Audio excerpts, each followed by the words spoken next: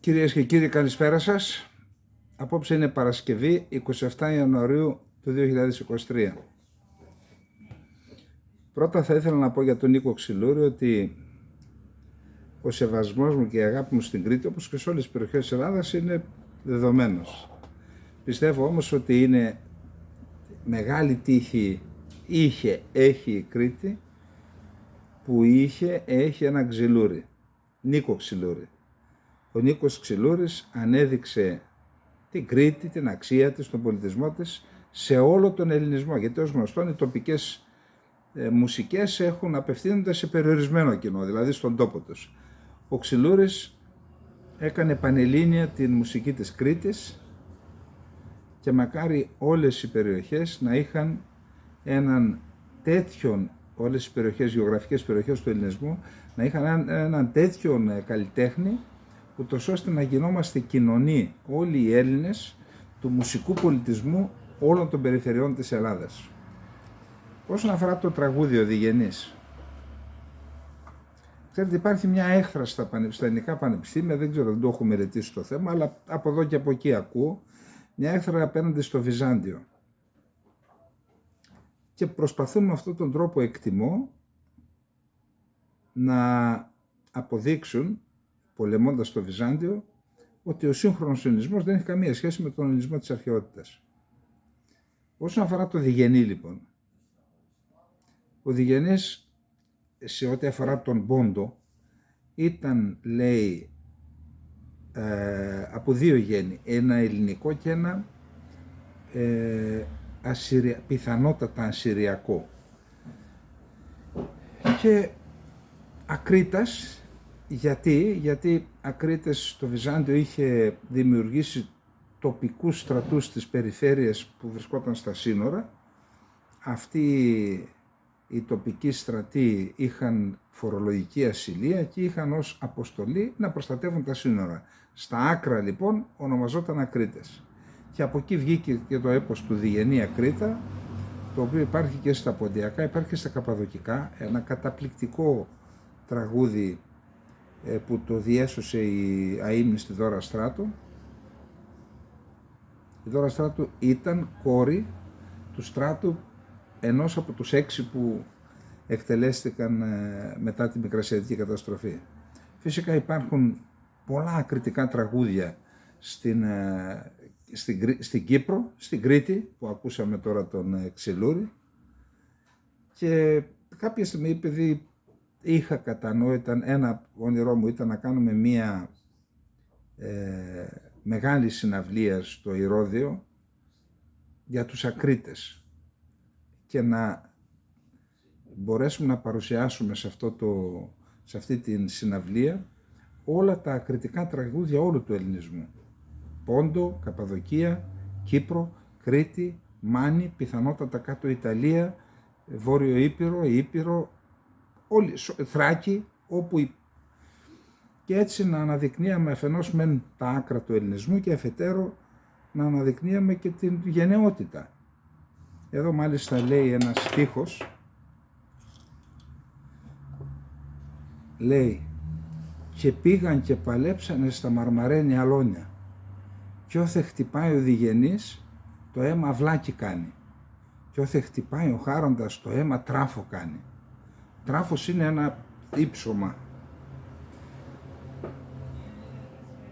Λοιπόν, αυτά ήθελα να πω για το Διγενή, για την μουσική μας εισαγωγή σήμερα. Να περάσουμε τώρα στα δυσάρεστα, διότι ο πολιτισμός είναι ό,τι ομορφότερο έχει ο κάθε λαός, και έχει δικαίωμα ο κάθε λαός να αγαπά τον πολιτισμό, εμείς για το δικό μας μιλάμε.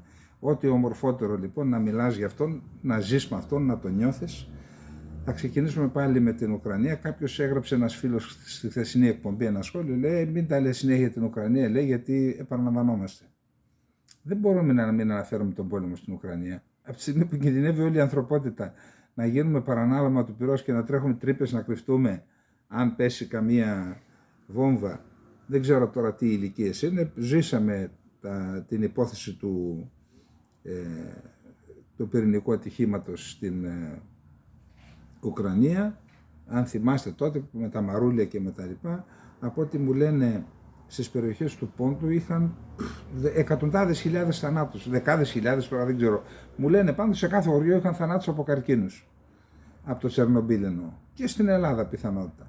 Σκεφτείτε λοιπόν να πέσει κάποια βόμβα, τι έχει να γίνει. Ή να γίνει ένας πόλεμος πυρηνικός, θα μιλάμε για το τέλος του κόσμου. Πάμε λοιπόν τώρα να δούμε το πρώτο μας θέμα στην Ουκρανία. Η Πολωνία, εκτός από τα 14 Leopard, συνεχίζεται τώρα η συζήτηση για τα άρματα. Η Πολωνία δήλωσε ότι εκτός από τα 14 Leopard που διαθέτει, θα στείλει και 60 TAF-72 αναβαθμισμένα. Υπάρχει μια παραλλαγή αναβαθμισμένων TAF-72 που θεωρούνται και αυτά καλά άρματα. Άρα συνολικά θα στείλει 74 άρματα. Ένας μεγάλος αριθμός. Και απορώ δηλαδή γιατί τόσο καιρό παρακαλούσαν την Γερμανία να δώσει την άδεια για τα 14 και δεν έστειλε απευθείας, δεν θα της έλεγε κανένας τίποτα η Πολωνία. Άρα τώρα μετά την απόφαση λέει θα στείλω και άλλα 60. Τι σημαίνει αυτό? Ότι στόχος ήταν να λυγίσουν την αντίσταση της Γερμανίας και να τη βάλουν στο παιχνίδι. Θα δείτε στη συνέχεια τι γίνεται με αυτό το θέμα. Εν πάση περιπτώσει έχουμε 74 πολωνικά, κατά τα άλλα δεν έχουν αλλάξει τα δεδομένα. Οι Αμερικανοί θα τα δώσουν το καλοκαίρι και αν, γιατί όντως είναι άρματα που είναι πιο πολύπλοκα από τα ευρωπαϊκά, θέλουν και ιδιαίτερη εκπαίδευση, κυρίως η συντήρησή τους, θέλει προς το προσωπικό που θα τα συντηρήσει, θα χρειαστεί κάποιος να κατεβάσει κινητήρα. Ποιος θα τον κατεβάσει τον κινητήρα? Ποιος τεχνίτης θα τον κατεβάσει τον κινητήρα? Γιατί στα άρματα, ξέρετε, άμα συμβεί κάτι, κατεβαίνει ο κινητήρας, γίνεται επισκευή, ποιος θα τα κάνει όλα αυτά? Άρα είναι δύσκολη, δεν είναι πάρε, δεν είναι γιοταχή που... Επίσης είχαμε και μία, θα έλεγα, επαναχώρηση από τη Γαλλία, παρότι είπε ότι εμείς δεν έχουμε κανένα πρόβλημα να στείλουμε.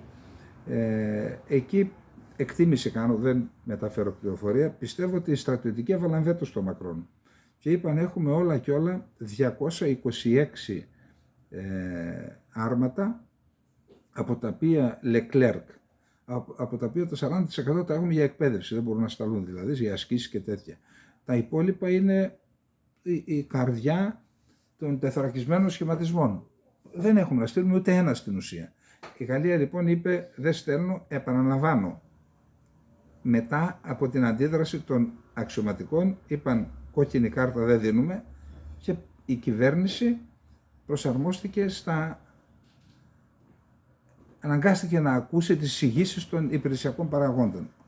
Αντίστοιχες εισηγήσεις ζητήθηκαν από την ελληνική ηγεσία του στρατεύματος. Δηλαδή, άδειασαν οι αποθήκες πυρομαχικών, δεν θέλω να γίνω συγκεκριμένος. Ζητήθηκαν εισηγήσεις από τις αρμόδιες διευθύνσεις του ΓΕΣ, του ΓΕΘΑ. Ζητήθηκαν εισηγήσεις να πέσουν υπογραφές εκεί και να έχει ο καθένας τις ευθύνες του στην ιστορία.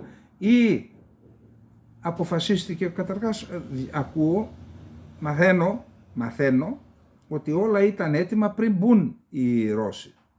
Δηλαδή κάποια άλλη δύναμη έβαλε εδώ πέρα τους υποτακτικούς να τα ετοιμάσουν όλα και εκεί ο ρόλος των υπηρεσιακών παραγόντων τι είναι? Πού ορκίστηκαν αυτοί? Να υπακούν σε ποιανού εντολές, νόμους, σημαία, πού δεν υπάρχει, ο όρκος πού πήγε? Και βλέπουμε εδώ τους Γάλλους και λένε δεν φεύγει ούτε ένα άρμα. Τι να πει τώρα ο Μακρόν? Θυμάστε προπέρυσι που παραιτήθηκε ο αρχηγός ΓΕΘΑ για θέματα του προϋπολογισμού? Εγώ λέω με αυτόν τον προϋπολογισμό δεν μπορώ να φέρω σε πέρα στην αποστολή μου και παραιτήθηκε. Λοιπόν, αυτά για την για το θέμα των αρμάτων. Φαίνεται πάντως, ότι τον αριθμό των αρμάτων που είχαν βάλει ως κατώτατο όριο για να ξεκινήσουν την αερινή επίθεση οι Ουκρανοί, φαίνεται ότι θα το πετύχουν. Αν δώσουν δηλαδή 76 άρματα, 74 άρματα οι Πολωνοί, αν δώσουν και 50 που είπαν οι Ισπανοί και τα 14 που ακούμε από εδώ και από εκεί, τα 30 της Αμερικής, τότε μπορούμε να φτάσουμε τον αριθμό των 5 τεθωρακισμένων ταξιαρχιών με βάση τις εκτιμήσεις που κάνω. Από εκεί και μετά έχουμε εξελίξεις στο μέτωπο. Κοντά στην Κωνσταντίνιβκα είχαμε την κατάληψη μιας μικρής πόλης. Δεν υπάρχουν άλλες. 11 νεκροί από τις πυραυλικές επιθέσεις τις προχθεσινές είδα Ουκρανοί, 11 Ουκρανοί νεκροί. Άλλες εξελίξεις στα μέτωπα δεν υπάρχουν. Να περάσουμε στο δεύτερο θέμα μας. Στο δεύτερο θέμα είναι ένα άρθρο του Bloomberg για το πού το πάει ο Πούτιν. Έχει ενδιαφέρον και θα δείτε παρακάτω τι εννοώ. Για μακροχρόνιο πόλεμο στην Ουκρανία ετοιμάζεται ο Πούτιν. Και μάλιστα ότι πάλι με βάση το Bloomberg ετοιμάζει νέα επίθεση το Φεβρουάριο ή Μάρτιο, κατά πάσα πιθανότητα για να προλάβει την ανασύνταξη ή τον εξοπλισμό των τεθωρακισμένων ταξιαρχιών που μπορούν να επιτεθούν μετά το Μάρτιο. Σχεδόν ένα χρόνο μετά από την εισβολή που υποτίθεται ότι θα διαρκούσε μερικές εβδομάδες, ο πρόεδρος της Ρωσίας Βλαντιμίρ Πούτιν προετοιμάζει μια νέα επίθεση στην Ουκρανία, θωρακίζοντας ταυτόχρονα τη χώρα του για μια σύγκρουση με τη ΣΥΠΑ και τους συμμάχους τους που αναμένεται να διαρκέσει χρόνια. Σύμφωνα με το Bloomberg, το Κρεμλίνο στοχεύει να αποδείξει ότι οι δυνάμεις του μπορούν να ανακτήσουν την πρωτοβουλία των κινήσεων μετά από μήνες απώλειας εδαφών. Έχασαν πολλά εδάφη, αποχώρησαν από το Κίεβο, από το Λίμαν, από το Ίζιουμ, μια μεγάλη περιοχή, από τη Χερσόνα φυσικά και από μερικές περιοχές εκεί κοντά στο Λισιτσάνσκ και από εκεί αποχώρησαν. Άρα τώρα ετοιμάζονται να ανακτήσουν την πρωτοβουλία των κινήσεων, ασκώντας έτσι πίεση στο Κίεβο και τους υποστηρικτές του να συμφωνήσουν σε κάποιο είδους εκεχηρία που θα αφήνει τη Ρωσία να ελέγχει τα εδάφη που τώρα κατέχει, σύμφωνα με αξιωματούχους, συμβούλους και άλλους που γνωρίζουν την κατάσταση στο μέτωπο. Ότι αυτός είναι ο σχεδιασμός του Πούτιν. Ακόμα και ο Πούτιν δεν μπορεί να αρνηθεί τις αδυναμίες του στρατού που διαθέτει και τον οποίο τον εξόπλιζε επί δεκαετίες, αφού τα στρατεύματά του έχασαν πάνω από τα μισά αρχικά τους κέρδη στην Ουκρανία, ανέφεραν πηγές που επικαλείται το Bloomberg. Τα εδάφη που σας είπα πριν από λίγο είναι τα μισά. Οι επόμενες αποτυχίες έχουν οδηγήσει πολλούς στο Κρεμλίνο να είναι πιο ρεαλιστές σχετικά με τις άμεσες φιλοδοξίες τους, αναγνωρίζοντας ότι ακόμα και η διατήρηση της τρέχουσας πρώτης γραμμής θα ήταν επίτευγμα. Βεβαίως θα ήταν επίτευγμα. Γιατί ξέρετε, δεν μπορείς να αμυνθείς σε αυτές. Πες ότι κατέχει και προσπαθεί να σταθεροποιηθεί σε αυτά τα εδάφη που κατέχει. Πώς θα αμυνθεί όταν είναι το έδαφος αναπεπταμένο? Πού να αμυνθείς? Κανονικά οι αμυντικές γραμμές γίνονται εκεί που υπάρχουν φυσικά εμπόδια, ποτάμια και βουνά. Ο ποταμός ο ένας είναι ο Δνίπερος, εκεί μπορεί να αμυνθεί ενώ στη Χερσόνα, δηλαδή δύσκολο να κάνουν διάβαση ποταμού εκεί οι Ουκρανοί, όμως από τη Ζαπορίζια μπορούν να παρακάμψουν το Δνίπερο και να χτυπήσουν στη νότια κατεύθυνση προέλασης που πιστεύω ότι εκείνος θα είναι και ο αντικειμενικός σκοπός, ο κύριος αντικειμενικός σκοπός. Άρα πώς θα αμυνθούν λοιπόν? Είναι δύσκολο να κρατήσουν τα εδάφη εάν όντως ανασυνταχθεί, αναδιοργανωθούν οι Ουκρανικές ένοπλες δυνάμεις, αν αποκτήσουν δε και μαχητικά, τότε θα έχουμε τρομερές εξελίξεις πιστεύω. Οι επόμενες, παρόλα αυτά ο Πούτιν παραμένει πεπισμένος ότι οι μεγαλύτερες δυνάμεις της Ρωσίας και η προθυμία της μεγαλύτερες δυνάμεις σε σχέση με την Ουκρανία και η προθυμία της να αποδεχτεί τις απώλειες που ήδη ανέρχονται σε δεκάδες χιλιάδες, περισσότερες από οποιαδήποτε άλλη σύγκρουση που έκανε η Σοβιετική Ένωση και η Ρωσία από το Δεύτερο Παγκόσμιο Πόλεμο, σύμφωνα με εκτιμήσεις των ΗΠΑ και της Ευρώπης, θα τις επιτρέψουν να επικρατήσει παρά τις μέχρι τώρα αποτυχίες. όντως Ρώσοι λένε ότι εντάξει, γιατί έγινε πόλεμο, έχουμε και έτσι έχουμε νεκρούς. Υπάρχει αυτή η νοοτροπία, δεν είναι όπως στις ΗΠΑ που τα θέρετρα που έρχονταν από το Βιετνάμ επηρέασαν την πολιτική που ακολουθούσαν οι ΗΠΑ εκείνο τον πόλεμο, το αντιπολεμικό κίνημα που έγινε στην Αμερική, ούτε σε άλλες χώρες, ξέρετε, όταν γυρνάνε τα θέρετρα, με εξαίρεση στην Τουρκία. Στην Τουρκία, επειδή υπάρχει αυτή η έννοια ότι έγινες ιερομάρτης σεχίτ, θεωρούνται και τυχεροί οι συγγενείς των νεκρών. Αφού υπάρχει και αυτή η προκατάληψη, οι άνθρωποι δεν μπορούν να πούν τι κρίμα που πέθανε το παιδί μας, λένε εντάξει, είμαστε τυχεροί και έτσι δεν υπάρχει αντιπολεμικό κλίμα στην Τουρκία. Στην Ρωσία για άλλους λόγους. Ναι, πόλεμος είναι, δεν πειράζει, ας έχουμε και άλλους νεκρούς. Υπάρχουν και τα μέσα το κράτος που ελέγχει την κοινωνία με μεθόδους καταστολής. Η νέα επίθεση λοιπόν, λέει το Bloomberg, μπορεί να ξεκινήσει μόλις το Φεβρουάριο ή το Μάρτιο. Δήλωσαν άνθρωποι κοντά στο Κρεμλίνο. Τα σχόλιά τους επιβεβαιώνουν τις προειδοποιήσεις από την Ουκρανία και τους συμμάχους της ότι έρχεται μια νέα ρωσική επίθεση και υποδηλώνουν ότι μπορεί να ξεκινήσει πριν το Κίεβο λάβει τις πρόσφατα υποσχεθήσεις προμήθειας αμερικανικών και ευρωπαϊκών αρμάτων μάχης. Τώρα να κάνω ένα σχόλιο για αυτό το άρθρο. Πιθανότατα είναι πιθανό να μην στηρίζεται σε πραγματικές πληροφορίες, να είναι ένα κατασκεύασμα όλο. Γιατί? Για να δικαιολογήσει και τον εξοπλισμό, την προμήθεια αρμάτων από τη Δύση που γίνεται για να αντιμετωπίσουν τη νέα επίθεση. Πιθανόν να είναι και αυτό. Είμαι υποχρεωμένος να διάβασα τι λέει το Bloomberg, τι λέει η Δύση. Λέω και την άποψή μου ότι πιθανόν να είναι και ένα άρθρο που γράφτηκε σκόπιμα. Τώρα, πάλι στο ίδιο θέμα, όσον αφορά λοιπόν τον πόλεμο, γιατί είδαμε χθες το Πολίτικο, εγώ θεωρώ ότι αυτό που διαβάσαμε χθες από το Πολίτικο, που επικαλείται διπλωμάτες δυτικούς, νομίζω ότι εκείνο είναι πιο πραγματικό, γιατί λέει διπλωμάτες, δεν είναι έτσι γενικόλογο, και τέλος πάντων αυτό που λέει συμβαδίζει με αυτά που είδαμε να γίνονται και αυτά που σχεδιάζονται πιθανόν. Λέει λοιπόν εκεί ότι αυτή η σαλαμοποίηση της παροχής οπλικών συστημάτων στην Ουκρανία ήταν η στρατηγική της Δύσης. Δεν θέλησαν να τα δώσουν από την αρχή για να μην έχουμε μια υπερβολική αντίδραση που μπορεί να έφτανε μέχρι και πυρηνικό πόλεμο. Σταδιακά μετρούσαν τις αντιδράσεις και τα αντανακλαστικά της Ρωσίας και έτσι φτάσαμε μέχρι τα άρματα και πλέον αρχίσαν να μιλάνε για τα μαγητικά. Και ότι, σύμφωνα με τους δυτικούς, αυτός ο πόλεμος μπορεί να πάει 3, 4, 5 ή και περισσότερα χρόνια. Επειδή λοιπόν υπάρχει αυτό, για να δούμε τι λέει και ένας πρώην πρόεδρος των ΗΠΑ. Εντάξει, είναι ο Τραμπ, ήταν ένας επιχειρηματίας που πιθανόν να μην έγινε και ποτέ πολιτικός, παρότι ήταν πρόεδρος των ΗΠΑ. Έκανε διάφορα πράγματα, δεν έχει σημασία τώρα, δεν ήταν πρόεδρος στην Ελλάδα να πούμε αν συμφωνούμε ή δεν συμφωνούμε. Να δούμε τι λέει όμως. Ήταν ο προηγούμενος πρόεδρος των ΗΠΑ. Ντόναλντ Τραμπ, αν ήμουν πρόεδρος των ΗΠΑ, σε 24 ώρες θα τελείωνα τον πόλεμο στην Ουκρανία. Να τερματιστεί η σύγκρουση με συμφωνία και όχι με δισεκατομμύρια δολάρια στο Κίεβο, λέει ο Τραμπ. Τη θέση ότι αν ήταν πρόεδρος των ΗΠΑ θα διαπραγματευόταν και θα πετύχαινε το τέλος του πολέμου στην Ουκρανία μέσα σε 24 ώρες, διατύπωσε ο Ντόναλντ Τραμπ, ο οποίος συνεχίζει τη δρυμία κριτική του κατά της πολιτικής που ακολουθεί η κυβέρνηση Biden απέναντι στη Ρωσία με αφορμή την Ουκρανική κρίση.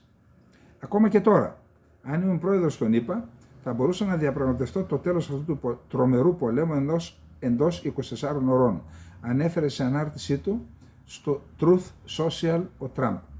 Ο Τραμπ ασκεί έντονη κριτική στον Biden για την πολιτική που ακολουθεί στο θέμα του πολέμου και υποστηρίζει ότι η σύγκρουση Ρωσίας-Ουκρανίας πρέπει να τερματιστεί με μια συμφωνία και όχι μέσω της αποστολής εκατοντάδων εκατομμυρίων δολαρίων στο Κίεβο στο πλαίσιο της στρατιωτικής και οικονομικής βοήθειας των ΗΠΑ. Πιθανόν ήθελε να πει δισεκατομμυρίων. Στην τοποθέτηση αυτή πήραν την ευκαιρία οι Ρώσοι τώρα για να πούν να έχουμε δίκιο.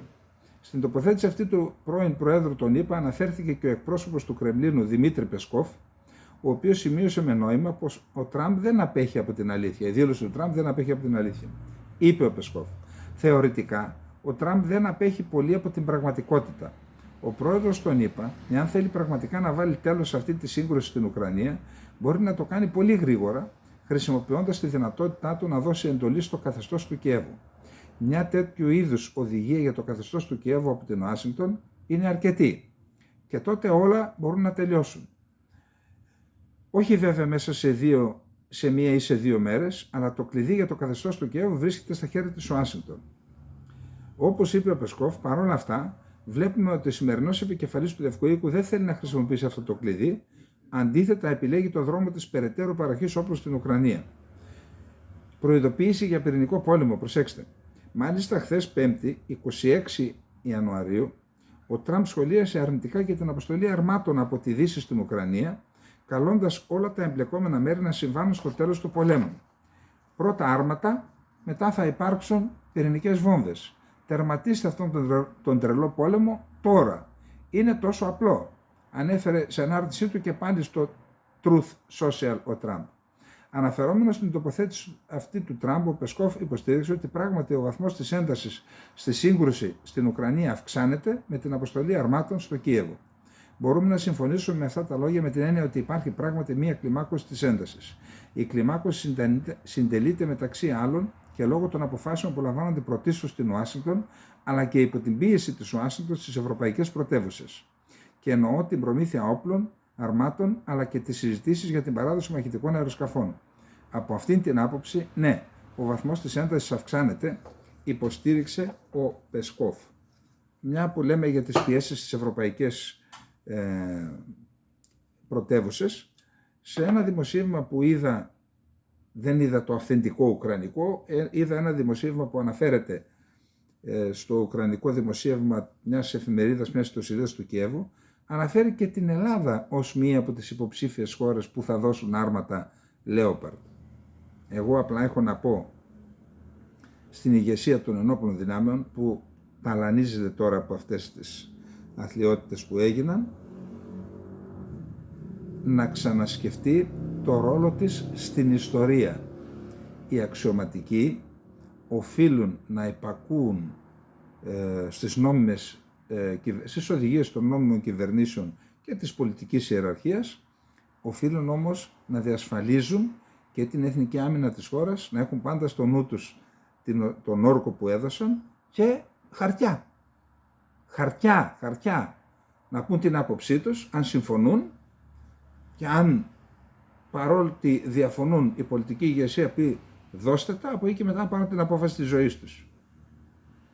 Λοιπόν, αυτά και για το δεύτερο θέμα, περί πολέμου. Μπορεί να πούν κάποιοι ότι ο Τραμπ είναι άνθρωπος των Ρώσων και τα λοιπά, αυτά τα έχουμε ακούσει. Τα λαμβάνουμε και αυτά υπόψη, αλλά εν πάση περιπτώσει, δηλώσεις του πρώην Προέδρου των ΗΠΑ δεν μπορούμε να μην τις λάβουμε υπόψη. Πάντως είναι αλήθεια ότι έδωσε πάσα στη Ρωσία για να πει τα δικά της, όπως είπαμε. Λοιπόν, πάμε στο επόμενο. Ένα από τα ζητήματα που έθεσε ο Ζελένσκι είναι να δοθούν, είπαμε, άρματα, πυροβόλα, πύραυλοι κτλ. Και μεγαλοβελληνικούς, να δοθούν μαχητικά αεροσκάφη, θα δούμε παρακάτω τι λέει ο Σόλτς για αυτά, και να δοθούν και υποβρύχια. Για να δοθούν υποβρύχια στην Ουκρανία πρέπει να περάσουν καταρχάς από τα στενά. Οι Τούρκοι τα έχουν κλείσει τα στενά. Πιθανότητα να εννοεί μελλοντικά ο Ζελένσκι, αλλά αν δεν αφορούν τον πόλεμο, τι να τα κάνει η Ουκρανία τα υποβρύχια. Προσέξτε τι είπε ο Μεντβέτεβ για αυτό το θέμα, και επειδή η κριτική, αν θέλετε, και τα βέλη όλα στρέφονται στον Πούτιν, να μην ξεχνάμε ότι υπάρχουν πίσω από τον Πούτιν μια ομάδα ανθρώπων οι οποίοι έχουν και αυτή άποψη για τα πράγματα. Ένας από αυτούς είναι ο Μεντβέτεβ και δεν φαίνεται να είναι καλύτερο παιδάκι από τον Πούτιν. Λοιπόν, για να δούμε τι είπε για το θέμα αυτό. Η συνεχής επετεία θα τελειώσει με τους Ουκρανούς να συναντώνται σε μια βάρκα στη μέση του Δνήπερο, τραγουδώντας το Yellow Submarine. Ο αναπληρωτής πρόεδρος του Συμβουλίου Ασφαλείας της Ρωσικής Ομοσπονδίας Δημήτρη Μεντβέτεβ ανέφερε ότι κατανοεί την ανάγκη να ζητήσει το Κίεβο από τους συμμάχους του αεροπλάνα, αλλά ότι δεν θα τους χρειαστούν στους Ουκρανούς, λέει, υποβρύχια. Το καθεστώς του Κιέβου σύντομα θα στερηθεί την πρόσβαση στη θάλασσα, έγραψε ο αναπληρωτής πρόεδρος του Συμβουλίου Ασφαλείας της Ρωσίας Δημήτρη Μετβέντεφ, σχολιάζοντας αναφορές ότι η Ουκρανία έχει ζητήσει υποβρύχια από τη Γερμανία. Δηλαδή εδώ ο Μετβέντεφ απειλεί ευθέως ότι θα καταλάβει και την Ουκρανία, αλλά και αυτή την ακτή που βρίσκεται δυτικά της Ουκρανίας, την οποία διεκδικεί η Ρουμανία, έτσι. Να το έχουμε υπόψη μας αυτό. Η Ρουμανία θεωρεί ότι αυτή η περιοχή δυτικά της Ουκρανίας είναι ρουμανικό έδαφος. Νωρίτερα το Σπίγκελ ανακοίνωσε ότι ο αναπληρωτής υπουργός εξωτερικών της Ουκρανίας, Αντρέι Μέλνικ, ζήτησε από τη Γερμανία να παραδώσει μαχητικά αεροσκάφη, πολεμικά πλοία και υποβρύχια στην Ουκρανία. Εντάξει, τα αεροπλάνα είναι κατά κάποιο τρόπο κατανοητόν να τα ζητεί. Η αλήθεια είναι ότι ουσιαστικά δεν έχουν κανονικούς διαδρόμους και έχουμε κλείσει τον ουρανό πάνω από την Ουκρανία. Αλλά τα υποβρύχια τα χρειάζονται πραγματικά, ειδικά αν λάβετε υπόψη ότι το καθεστώς του Κιέβου δεν θα έχει διέξοδο στη θάλασσα, είπε ηρωνικά ο Μετβέντεφ. Σύμφωνα με τον ίδιο, η συνεχής επετεία θα τελειώσει με τους Ουκρανούς να συναντώνται σε μια βάρκα στη μέση του Δνίπερου, τραγουδώντας το Yellow Submarine, και το υποβρύχιο θα είναι στο χρώμα της Ουκρανικής σημαίας. Η γερμανική κυβέρνηση επιβεβαίωσε ότι θα στείλει 14 άρματα μάχης, τα έχουμε πει αυτά, Leopard στην Ουκρανία, αναφέρει το Γερμανικό Υπουργικό Συμβούλιο και επιβεβαιώνει ότι και άλλοι Ευρωπαίοι εταίροι θα στείλουν άρματα μάχης στο Κίεβο. Ανέφερα λοιπόν, θεώρησα σωστό να αναφέρω αυτή το λογοπαίγνιο θα έλεγα, την ηρωνία του Μετβέντεφ, αλλά εν πάση περιπτώσει είναι και μια ευθεία απειλή. Πιθανότατα ο Μετβέντεφ έχει στο νου του αυτό το σχέδιο το αρχικό που ήθελαν μετά τη Χερσόνα να καταλάβουν το Μικολάγεφ.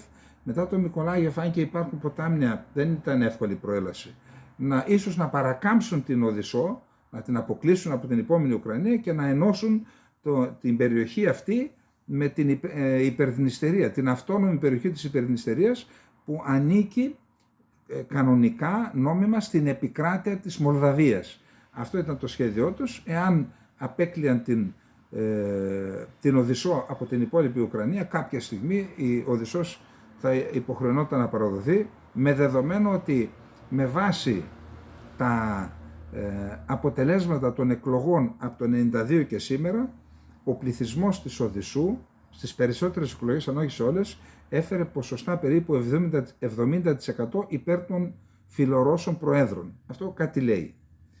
Λοιπόν, αυτό και με το λογοπαίγνιο του Μετβέντεφ, το οποίο θεωρώ, επαναλαμβάνω, ότι έχει τη σημασία του, επειδή φαίνεται ότι σε κάποια μυαλά Ρώσων είναι ακόμα ζωντανό το σχέδιο να αποκόψουν την Ουκρανία εντελώς από τις θάλασσες, εκτός και αν είναι ένας απλός εκφοβισμός. Αλλά, εν πάση περιπτώσει, όταν μιλάει ο Αντιπρόεδρος του Συμβουλίου Ασφαλείας, όλα αυτά καταγράφονται, δεν είναι αστεία. Λοιπόν, τώρα, διάβασα ένα άρθρο στη Deutsche Welle, πώς πίστηκε τελικός ο Σόλτς να στείλει άρματα, αλλά τα Leopard, πώς πίστηκε όμως και τι παιχνίδι παίχτηκε μεταξύ Biden και Σόλτς, ούτως ώστε τελικώς να κρυφτεί πίσω από τα μη-1 Abrams της Αμερικής η Γερμανία και να πει, ορίστε, δεν δίνω μόνος, δίνει όλη η συμμαχία, δίνω κι εγώ. Αυτό ήταν όλο το σκεπτικό. Η Αμερική αντιστεκόταν, τελικά αναγκάστηκε να πει δίνω 31 Abrams και έτσι και έσπασε και η αντίσταση της Γερμανίας. Είπε, εντάξει, θα δώσω κι εγώ 14, αλλά δεν ήταν ζητούμενο να δώσει η Γερμανία μόνο τα 14. Δίνοντας 14, έδωσε την άδεια και στις υπόλοιπες χώρες στις οποίες έχει εξάγει το οπλικό αυτό σύστημα, το Leopard, να δώσουν και αυτές τα άρματα αυτά στην Ουκρανία. Τώρα όμως έρχεται το θέμα των μαχητικών και μάλιστα ζητούν από τη Γερμανία μαχητικά. Η Γερμανία έχει όντως καλό στόλο μαχητικών, έχει τα Eurofighter όπως είπαμε, και έρχεται ο Σόλτς και λέγει κατηγορηματικό όχι στην αποστολή πολεμικών αεροσκαφών στην Ουκρανία. Μετά το ναι στην αποστολή γερμανικών Leopard στην Ουκρανία, ένα ναι που υπόθηκε με δυσκολία, και αφού πρώτα η Αμερική είπε στέλνω εγώ τα μη-1 Abrams τα άρματα. Λοιπόν, μετά το ναι στην αποστολή των γερμανικών Leopard στην Ουκρανία, ο καγκελάριος Σόλτς απορρίπτει την αποστολή μαχητικών αεροσκαφών, κάτι που ζητά τώρα ο Ζελένσκι. Η Γερμανία έλαβε τελικά τη δύσκολη απόφαση για αποστολή βαρέων αρμάτων μάχης Λέοπαρντ στην Ουκρανία, σημειώνοντας άλλη μια ιστορική στροφή στην πολιτική ασφάλειας δεκαετιών. Η Γερμανία ήταν συνεπής απέναντι στη δέσμευσή της να επιδείξει αλληλεγγύη στηρίζοντας την Ουκρανία απέναντι στον ιμπεριαλιστικό πόλεμο του Πούτιν, επανέλαβε ο καγκελάριος Σόλτς μιλώντας χθες το βράδυ στο δίκτυο ZDF.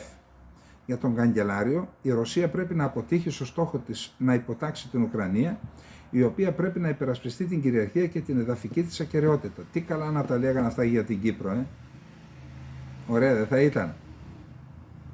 Αλλά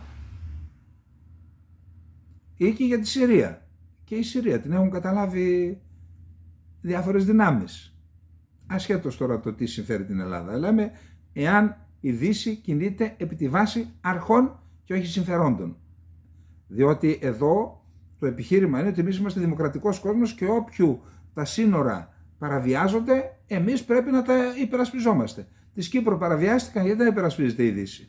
Της Συρίας παραβιάστηκαν γιατί δεν τα υπερασπίστηκε. Του Ιράκ παραβιάστηκαν από την Τουρκία γιατί δεν τα υπερασπίζεται. Γιατί? Διότι δεν είμαστε στη βάση αρχών και αυτά που λένε ότι η Ρωσία είναι απολυταρχικό κράτος κτλ. Αυτά είναι παραμύθια της χαλιμάς. Τα συμφέροντα είναι. Μόνον αυτά παίζουν το ρόλο τους στη χάραξη της πολιτικής. Κάθε κράτος είναι ζωντανός οργανισμός και κινείται για την επιβίωσή του πάντα με βάση το συμφέρον. Και γι' αυτό λέω πολλές φορές ότι η Ελλάδα δεν είναι κανονικό κράτος, διότι δεν κινείται πάντα με βάση το συμφέρον της. Διότι κινείται, υπάρχουν άλλα ζητήματα, στο τέλος έχω να πω κάτι γι' αυτό. Λοιπόν, ωστόσο σε καμιά περίπτωση δεν πρέπει να οδηγηθούμε σε έναν πόλεμο Ρωσίας και ΝΑΤΟ και γι' αυτό θα κάνουμε τα πάντα, τόνισε για άλλη μια φορά, απορρίπτοντας κατηγορηματικά, όπως και χθες από το βήμα του Κοινοβουλίου, την αποστολή πολεμικών αεροσκαφών και πεζικού στην Ουκρανία, δηλαδή να πάνε οι Γερμανοί στρατιώτες. Η απάντηση αυτή έρχεται μάλιστα την ώρα που ο Ζελένσκι, σε νέο βιντεοσκοπημένο μήνυμά του, ευχαριστεί τη Γερμανία για την απόφαση να στείλει Λέοπαρντ στην Ουκρανία, ζητά όμως παράλληλα από τους δυτικούς συμμάχους να στείλουν στην Ουκρανία επιπλέον μαχητικά αεροσκάφη και πυράβλους μεγάλου βεληνικούς. Όσο περισσότερη στήριξη λάβουν οι Ουκρανοί ήρωες στο μέτωπο, τόσο πιο γρήγορα θα τερματιστεί η ρωσική επιθετικότητα, αναφέρει στο μήνυμά του. Και ο Υφυπουργός Εξωτερικών της Ουκρανίας και πρώην πρέσβης της χώρας στο Βερολίνο, Αντρέι Μέλνικ, αναφωνεί «Αλληλούια» μέσω Twitter για την αποστολή βαρέων αρμάτων, καλώντας τη Δύση να συστήσει από εδώ και πέρα μια δυνατή συμμαχία με μαχητικά αεροσκάφη όπως F-16 και F-35 υπέρ της Ουκρανίας. Εδώ να πω, διαβάζω ορισμένα άρθρα που λένε ότι τα γερμανικά άρματα που είναι από 55 μέχρι 65 τόνους είναι δύσκολο να κινηθούν σε όλες τις γέφυρες, γιατί πολλές γέφυρες έχουν όριο διέλευσης αρμάτων μέχρι 50 τόνους. Υπάρχει αυτό το πρόβλημα, αλλά νομίζω ότι αυτό μπορεί να ξεπεραστεί. Την ίδια ώρα, μετά τις έντονες επικρίσεις που δέχθηκε ο Σόλτς στο εσωτερικό της χώρας του για ολιγορία και διστακτικότητα ως προς την αποστολή Λέοπαρντ στην Ουκρανία, ο ίδιος θέλησε να υπογραμμίσει ότι η συγκυβέρνηση σοσιαλδημοκρατών, πρασίνων και φιλελευθέρων είναι απολύτως σύμφωνη με την απόφαση για τα Λέοπαρντ και ότι υπάρχει σύμπνοια τόσο με τον αντικαγκελάριο Χάμπεκ από τους Πράσινους, όσο και τον αρχηγό των Φιλελευθέρων και Υπουργό Οικονομικών Κρίστιαν Λίντερ. Υπάρχει απόλυτη ομοφωνία στους κυβερνητικούς εταίρους ως προς την προσέγγιση της γερμανικής κυβέρνησης. Ήταν το μήνυμα που έστειλε ο Σόλτς. Την απόφαση για αποστολή γερμανικών βαρέων αρμάτων χαιρετίζει και η αξιωματική αντιπολίτευση, με τον επικεφαλής των χριστιανοδημοκρατιών Φρίντριχ Μέρτς να αποκλείει επίσης μια μελλοντική αποστολή πολεμικών αεροσκαφών στην Ουκρανία. Επικρίνει ωστόσο τη στάση του Σόλτς, ο οποίος όλους αυτούς τους μήνες έστειλε λάθος εικόνα για τη Γερμανία στην Ευρώπη. Εδώ βλέπουμε ότι υπάρχει ένα μέτωπο στη Γερμανία. Κυβέρνηση σύσσωμη, δεν στέλνουμε μαχητικά, και έρχεται και το CDU, το Χριστιανοδημοκρατικό Κόμμα, και λέει όχι μαχητικά. Εδώ φαίνεται ότι υπάρχει εθνικό μέτωπο στην Γερμανία να μην στείλουν. Τώρα προσέξτε, να πάμε στο επόμενο θέμα.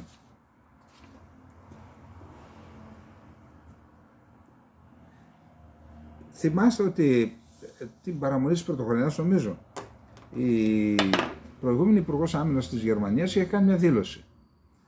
Μάλλον το πρωτοχρονιάτικο μήνυμά της, με το οποίο έλεγε ότι ήταν μια καλή εμπειρία για αυτήν ο πόλεμος. Κάτι τέτοιο. Τέλος πάντων, η γυναίκα ήταν άσχετη με το αντικείμενο, έγινε υπουργός άμυνας, έκανε μια άστοχη δήλωση και υποχρεώθηκε σε παραίτηση. Την αντικατέστησε ο Πιστόριος. Τώρα έχουμε μια δεύτερη άστοχη δήλωση. Από ποιον? Από αυτόν που θα πρέπει, από τον τελευταίο που θα πρέπει να κάνει άστοχες δηλώσεις. Ποιος είναι? Ο υπουργός εξωτερικών μιας χώρας, ο επικεφαλής της διπλωματίας. Προσέξτε τι έγινε με μια δήλωση της Μπέρμποκ τώρα. Χαμός. Λοιπόν,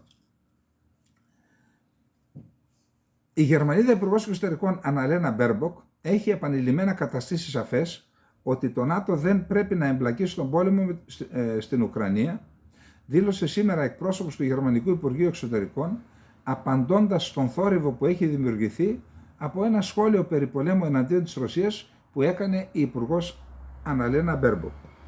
Σε ομιλία της την Τρίτη στο Συμβούλιο της Ευρώπης στο Στρασβούργο, η Μπέρμποκ δήλωσε μιλώντας στα αγγλικά ότι «πολεμάμε έναν πόλεμο εναντίον της Ρωσίας, όχι εναντίον αλλήλων». Η ρωσική προπαγάνδα παίρνει συνεχώς δηλώσεις, προτάσεις, στάσεις, θέσεις της κυβέρνησης των εταίρων μας και τις χρησιμοποιεί για να εξυπηρετήσει τους σκοπούς της, δήλωσε σήμερα ο εκπρόσωπος του Γερμανικού Υπουργείου Εξωτερικών. Γιατί τα δήλωσε αυτά? Διότι πήρε τη δήλωση της Μπέρμποκ η Ζαχάροβα και την έκανε σημαία. Ορίστε, τι μας λέτε ότι δεν εμπλέκεστε? Πολεμάτε εναντίον μας, αφού το λέει η Υπουργός Εξωτερικών της Γερμανίας. Η εκπρόσωπος του Ρωσικού Υπουργείου Εξωτερικών, Μαρία Ζαχάροβα, ζήτησε νωρίτερα σήμερα εξηγήσεις από τον πρεσβευτή της Γερμανίας στη Μόσχα σχετικά με τις αντιφατικές δηλώσεις από το Βερολίνο, επισημένοντας πως από τη μία πλευρά η Γερμανία δηλώνει πως δεν αποτελεί μέρος της σύγκρουσης στην Ουκρανία, αλλά από την άλλη η ίδια η Μπέρμποκ λέει ότι οι χώρες της Ευρώπης βρίσκονται σε πόλεμο με τη Ρωσία. Άρα για καταλαβαίνουν οι ίδιοι για ποιο πράγμα μιλάνε, έγραψε η Ζαχάροβα στην εφαρμογή μηνυμάτων στο Telegram. Τα ρωσικά κρατικά μέσα μαζικής ενημέρωσης χρησιμοποίησαν αμέσως αυτή τη δήλωση ως απόδειξη ότι η Γερμανία και άλλες χώρες της Ευρωπαϊκής Ένωσης εμπλέκονται άμεσα στη σύγκρουση στην Ουκρανία και πολεμούν εναντίον της Ρωσίας. Η ειδική σε θέματα ασφάλειας Κλαούντια Μάγιορ του Γερμανικού Ινστιτούτου Διεθνών Υποθέσεων και Ασφάλειας δήλωσε σήμερα στο δημόσιο τηλεοπτικό δίκτυο ZDF πως επρόκειτο για ένα εξαιρετικά ατυχές γλωσσικό ολίσθημα της Μπέρμποκ, το οποίο εκμεταλλεύεται τώρα η ρωσική κρατική προπαγάνδα.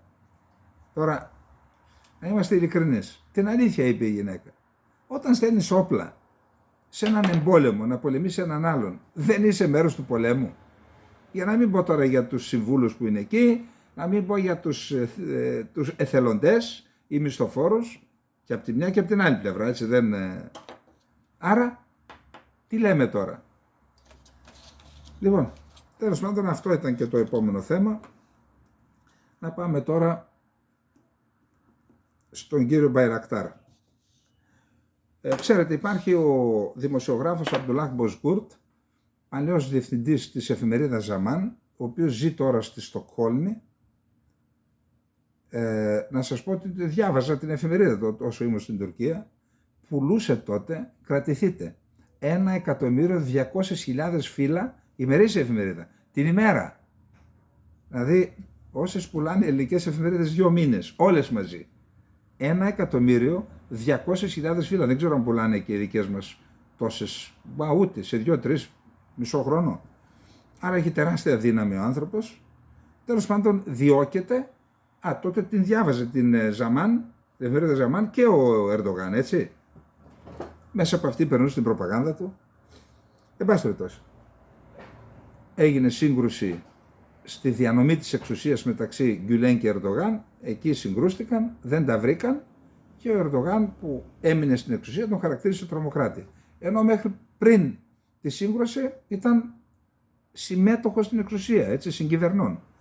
Εν πάση περιπτώσει, ο Μποζγκούρτ δημοσίευσε ένα βιντεάκι το οποίο δείχνει ένα εξελιγμένο Μπαϊρακτάρ να επιτίθεται, να σηκώνεται από μία βάση στην Τουρκία και να επιτίθεται σε ελληνικό νησί. Θεωρώ το θέμα των απειλών της Τουρκίας στην Ελλάδα, ότι το θέμα των απειλών της Τουρκίας στην Ελλάδα ότι δεν το διαχειριζόμαστε σωστά. Εννοώ πολιτικά και διπλωματικά. Γιατί το λέω αυτό? Διότι όταν έρθει η στιγμή δεν ξέρουμε πώς θα εξελιχθούν τα πράγματα. Είδαμε, κάποιοι λένε να σχολιάσω την έκθεση του Κογκρέσου που αφορά τις υπερπτήσεις, που έχει το χάρτη που έδωσε η Ελλάδα με τις υπερπτήσεις και τη γαλάζια πατρίδα, και έχει και το χάρτη της Τουρκίας με τις θέσεις της Τουρκίας, που εκεί θεωρούν ορισμένοι ότι αυτή η έκθεση, αφού παρουσιάζει και τις θέσεις της Τουρκίας, ότι είναι πάλι πολιτική ίσων αποστάσεων, ότι και στην πράξη, στην ουσία, ότι και η Αμερική αμφιβάλλει για το καθεστώς κυριαρχίας, αφού τα έχουν στρατιωτικοποιήσει. Εν πάση περιπτώσει, επειδή κανείς δεν ξέρει τι μπορεί να μας βρει αύριο με αυτούς που μας κυβερνάνε, έχω πει εδώ και καιρό ότι οποτεδήποτε τίθεται ζήτημα απειλής στην Ελλάδα, ακόμα και υπερπτήσεις, η Ελλάδα πρέπει να κάνει διαβήματα. Επίσημα διπλωματικά διαβήματα. Υπέρπτυση, παραβίαση, διάβημα. Στο φάκελο. Διάβημα, κοινοποίηση του διαβήματος, αν είναι δυνατόν διπλωματικά, δεν το ξέρω, στην αρμόδια επιτροπή του ΝΑΤΟ και της Ευρωπαϊκής Ένωσης, και διάβημα. Με τους ψαράδες, διάβημα. Με τον Μπαϊρακτάρ να στοχοποιεί ελληνικό νησί, διάβημα. Τι σημαίνει αυτό? Μαζί με άλλα στοιχεία, τώρα δεν είναι ανάγκη να τα λέμε, αν κάποια στιγμή πει κάποιος τρίτος, ελάτε να δούμε τι σημαίνει, να πάρεις και το φάκελο μαζί σου, ή μπορεί κάποια στιγμή ακόμα και σε δικαστήριο, αν και δεν αναγνωρίζουν σε διεθνές δικαστήριο θέματα, να κρίνει θέματα εθνικής κυριαρχίας, έχεις έτοιμο το φάκελό σου και να πεις, ελάτε εδώ ρε παιδιά, ορίστε, εγώ με αυτά τα στοιχεία που έχω στα χέρια μου, εάν δεν έστειλα στρατεύματα στα νησιά, θα έπρεπε να με κρεμάσουν ανάποδα στο Σύνταγμα. Είμαι υποχρεωμένος να στείλω στρατεύματα. Εδώ λοιπόν, αφήνοντας τα έτσι όλα να περνάνε, κάλεσε τον Τουρκοπρέσβη. Σήμερα, αύριο υπέρπτυση, ξανά στο Υπουργείο Εξωτερικών, τον πρέσβη τον ίδιο. Μεθαύριο το ίδιο, ξανά στο Υπουργείο Εξωτερικών. Δώσ' το διάβημα, στα χέρια, κράτα το φάκελο. Γιατί το λέω αυτό? Διότι όταν πήγαμε στο δικαστήριο, στο Διεθνές Δικαστήριο με τα Σκόπια, για την ενδιάμεση συμφωνία, ενώ τα Σκόπια την είχαν παραβιάσει δεκάδες φορές, για να πω εκατοντάδες, δεν είχαμε κάνει διαβήματα και δεν μπορούσαμε να το τεκμηριώσουμε. Και έτσι μας καταδίκασαν τα Σκόπια. Πιο νοικοκύριδες ήταν από εμάς, διότι αυτοί τις δικές μας παραβιάσεις τις έβαλαν στο φάκελο, έκανα και διαβήματα. Μην τα αφήνετε έτσι λοιπόν. Και άστος να παραβιάζουν. Εντάξει, κάνουμε και τις, δεν λέω άστος, ό,τι πρέπει να κάνουν οι πιλότοι το κάνουν. Από εκεί και μετά όμως, κάθε παραβίαση πρέπει να έχει και διπλωματική ενέργεια από πλευρά της Ελλάδας. Είναι λάθος αυτό που κάνουμε, θα το βρούμε μπροστά μας κάποια στιγμή. Λοιπόν, πάμε τώρα στο επόμενο θέμα. Και τώρα δεν ξέρω τι να σας πω. Διάβασα και ένα εκτενές άρθρο στους New York Times, νομίζω. Πήγε σήμερα και έκαψε Παρασκευή πάλι, έξω από ένα τζαμί, αυτός ο Παλοντάνο, ο οποίος είναι Πολωνοσουηδός. Δανοσουηδός, πήγε και έκαψε άλλο ένα Κοράνι έξω από ένα τζαμί στην Κοπενχάγη, και μάλιστα είπε, θα πάω να κάψω και ένα έξω από την πρεσβεία την Τούρκικη στην Κοπενχάγη, και είπε, μέχρι να άρει η Τουρκία το βέτο για τη Σουηδία και τη Φιλανδία, εγώ θα καίω Κοράνια. Την ίδια στιγμή είδα ότι έκανε μια ανάρτηση ο Καλίν. Καταρχάς υπάρχει τεράστια αντίδραση στην Τουρκία για το θέμα του καψίματος του Κορανίου.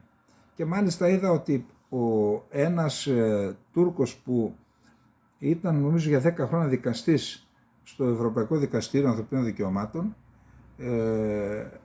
και έχει γράψει ένα βιβλίο, έκανε αναφορές λέγοντας ότι η προσβολή θρησκευτικών συμβόλων δεν εντάσσεται στην ελευθερία της έκφρασης και της...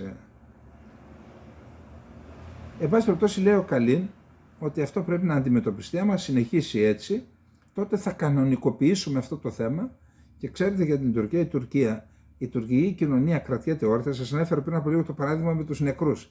Κρατιέται όρθια από τέτοια στερεότυπα που υπάρχουν στην κοινωνία. Αν δηλαδή αυτοί νομίζουν ότι όταν καίγεται το Κοράνι μπορεί να γκρεμίζεται να πέσει ο ουρανός στο κεφάλι.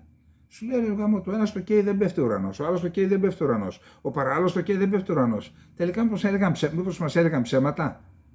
Και ο Καλίν, ο οποίος είναι, ξέρετε ότι έχει κατηγορηθεί, πάλι ο Μποσκούρ το έβγαλε, ότι ανήκε σε ισλαμιστική τρομοκρατική οργάνωση, έτσι τη χαρακτηρίζουν οι Αμερικανοί, την Al-Quds του Ιράν.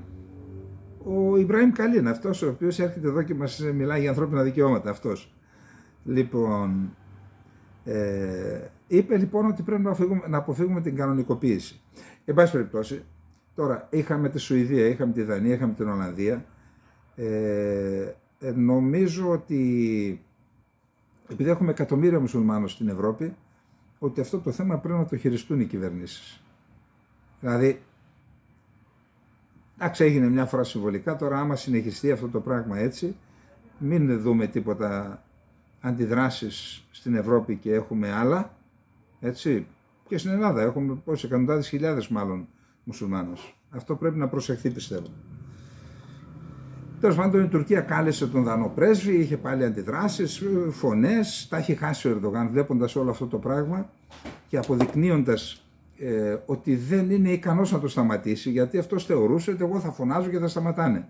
Είδατε ότι ήταν τρομερό ζήτημα αυτό που έγινε με την ακύρωση της επίσκεψης στη Γερμανία. Οι Γερμανοί τα έχουν πάρει, συγγνώμη για την έκφραση, στο κρανίο με την Τουρκία και με αυτές τις δράσεις μες στη χώρα τους. Τέλος πάντων, ο Ερντογάν φαίνεται ανίσχυρος και αυτό δυσκολεύει τη θέση του. Πάμε τώρα στο επόμενο θέμα. Λοιπόν, το επόμενο θέμα είναι η δήλωση της Νούλαντ. Η Νούλαντ, ξέρετε, είναι γνωστή, είναι η Αμερικανίδα αξιωματούχος η οποία διοργάνωσε, υπάρχει και ηχητικό έτσι, μαζί με τον κύριο Πάγιατ που ήρθε μετά εδώ πρέσβης, διοργάνωσαν τα γεγονότα του Μεϊντάν. Με τους νεοναζί, όλα αυτά, έτσι, μην τα ξεχνάμε. Εν πάση περιπτώσει, είναι ισχυρός παράγοντας στην Ουάσιγκτον, τώρα είναι υπουργός εξωτερικών και δήλωσε ότι η Τουρκία, εάν άρει το βέτο για την Σουηδία και τη Φινλανδία, τότε αυτό μπορεί να αντιμετωπιστεί θετικά, να μαλακώσει δηλαδή το Κογκρέσο. Η Τουρκία τα έχει πάλι στα κάγκελα είναι με αυτό το δημοσίευμα.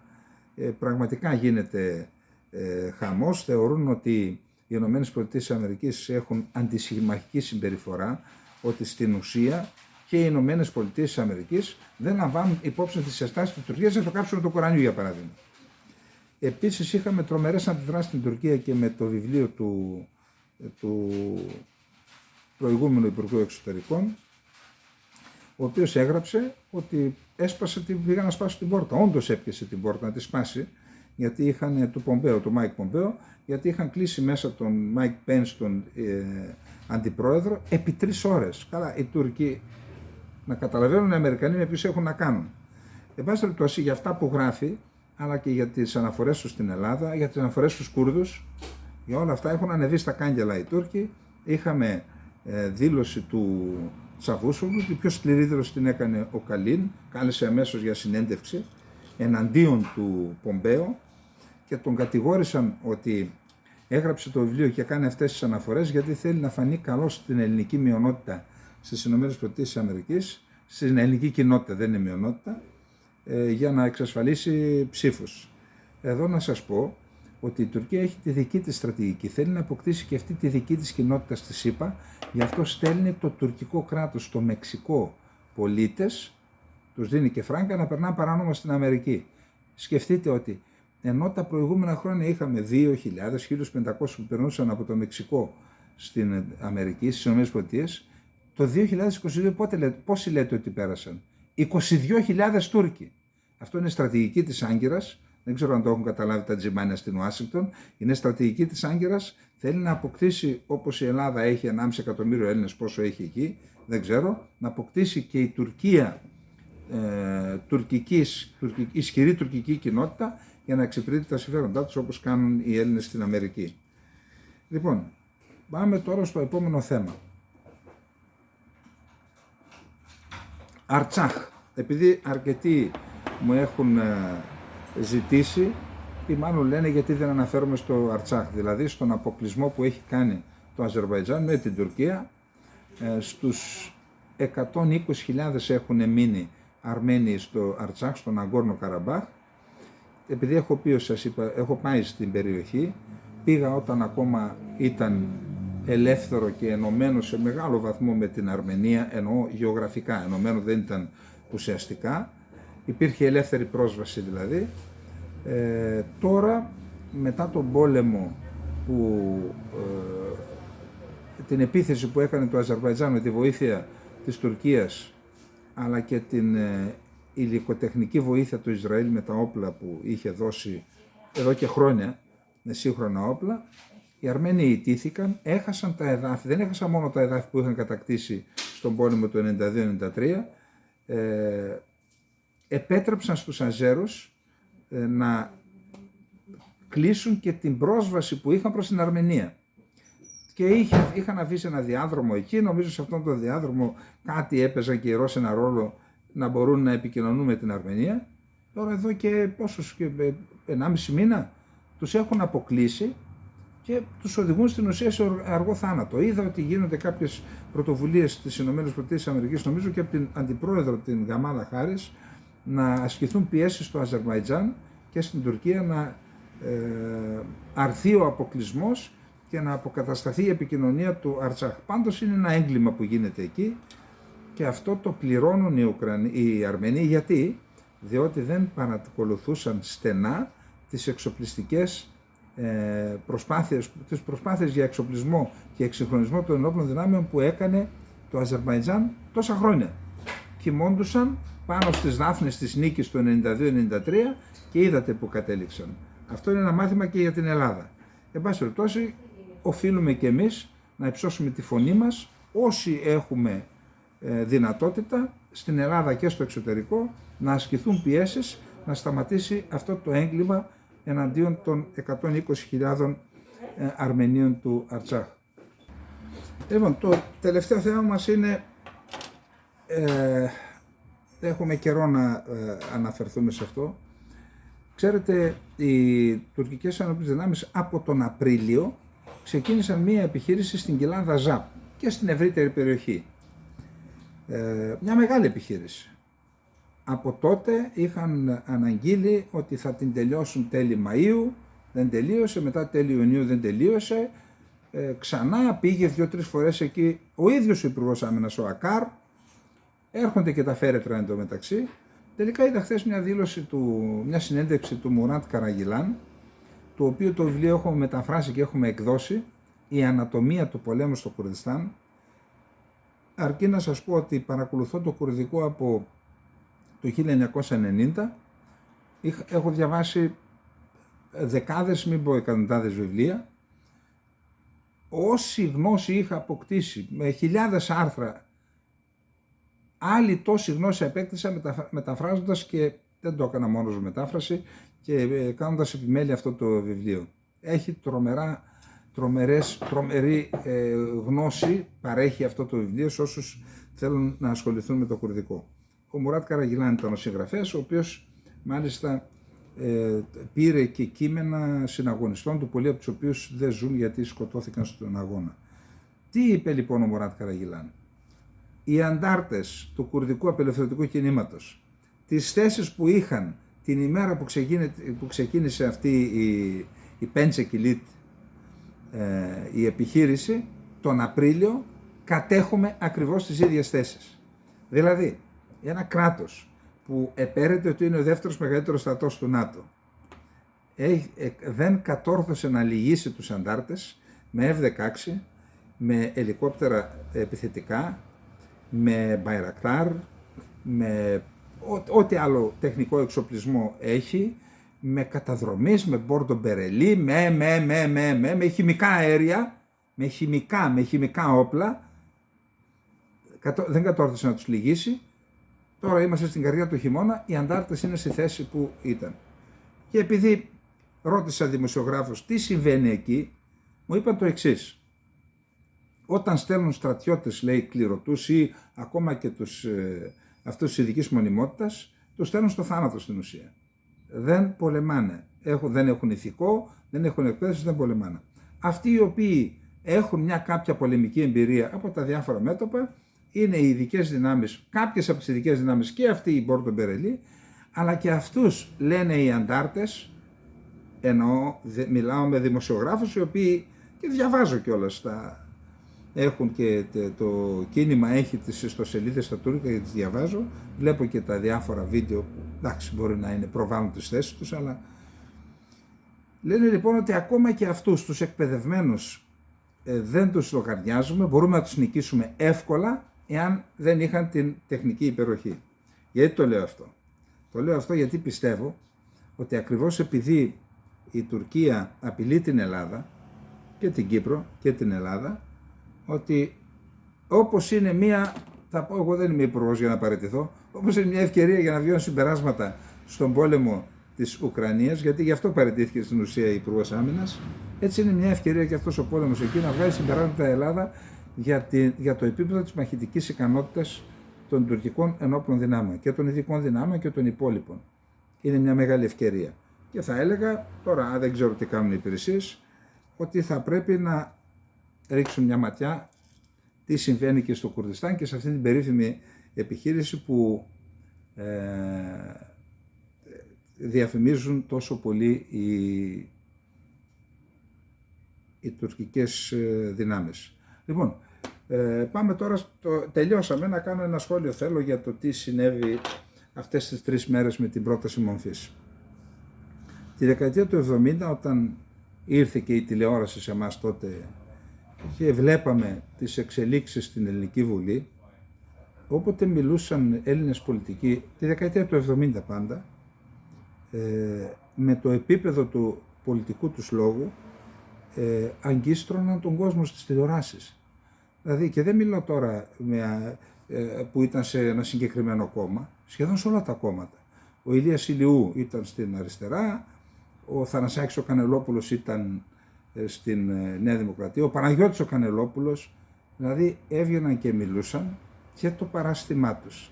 Ο λόγος τους είχε, θα έλεγα ότι ήταν και λογοτεχνικά διαμάντια ήταν οι λόγοι τους και κοσμιότητα φυσικά, υπήρχε πραγματικά μία άλλη Βουλή.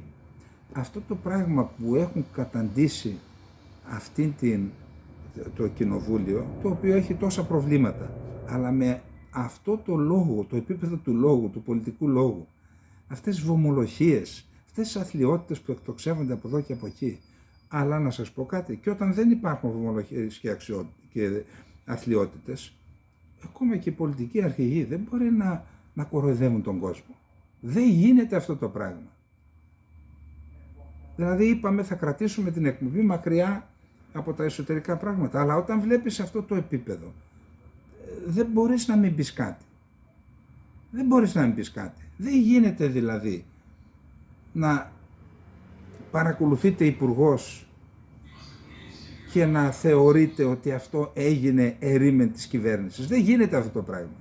Πώς δηλαδή, ποιος πήρε ευθύνη να παρακολουθήσει έναν υπουργό χωρίς να ενημερώσει τον πρωθυπουργό? Ποιος το έκανε αυτό? Γιατί δεν το βρίσκουν να του πάρουν το κεφάλι? Καλά, δεν μιλάω τώρα για τους αρχηγούς, εντάξει, αυτό είναι ένα άλλο θέμα, δεν θέλω να αναφερθώ. Εν πάση περιπτώσει, θεωρώ ότι, γιατί έκανα αυτή την αναφορά, εγώ δεν θα αποφύγω όπως ο διάολος στο λιβάνι τα εσωτερικά, όπου έχουμε λόγο και όπου συναντιόμαστε, γιατί χθες είδα κάπως σε μια εκπομπή κανένα 2 πολιτικούς και τους ρώτησα, είστε ευχαριστημένοι με αυτά που βλέπετε στη Βουλή? Έσφιξαν το κεφάλι τους. Αυτό το μήνυμα να το περάσουμε, επαναλαμβάνω, χωρίς ύβρις και χωρίς απαξιωτικές αναφορές, απλά να περάσουμε, τουλάχιστον να διορθωθούν. Δεν μπορεί να παρουσιάζει η Ελλάδα αυτή την εικόνα. Κάποιοι μας βλέπουν, κάποιοι βλέπουν τα χάλια μας.